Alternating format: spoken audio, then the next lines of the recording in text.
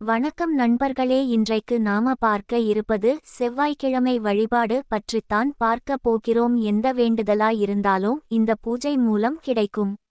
இதற்கு செவ்வாய்க்கிழமை அதிகாலை 5 மணிக்கு எழுந்து குளித்துவிட்டு இந்த பூஜையை 6 மணிக்கு ஆரம்பித்து 7 மணிக்குள் முடித்துவிட வேண்டும். இந்த பூஜைக்கு தேவையானது ஒரு மனைபலகை, முருகன் படம், ஒரு குத்துவிளக்கு, 6 அகல்விளக்கு, ஒரு டம்ளர் பால், 1/4 லிட்டர் நல்லெண்ணெய் அல்லது நெய், சிவப்பு அரளி பூ. நீங்கள் 5:30க்கு பூஜையை ஆரம்பித்தால் தான் சரியாக இருக்கும்.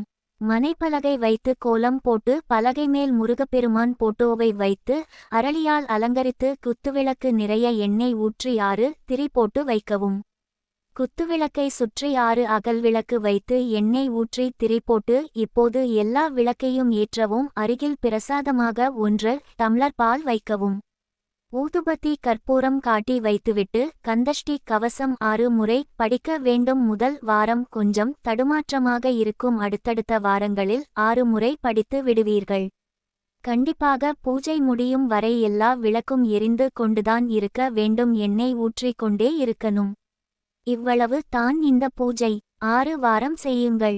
பூஜை முடிந்தவுடன் பூஜை செய்தவர் அந்த பாலை நீங்க மட்டும் தான் குடிக்க வேண்டும். இந்த பூஜை முருகப்பெருமானிடம் என்ன வேண்டுதல் வைத்து வேண்டினாலும் கிடைக்கும்.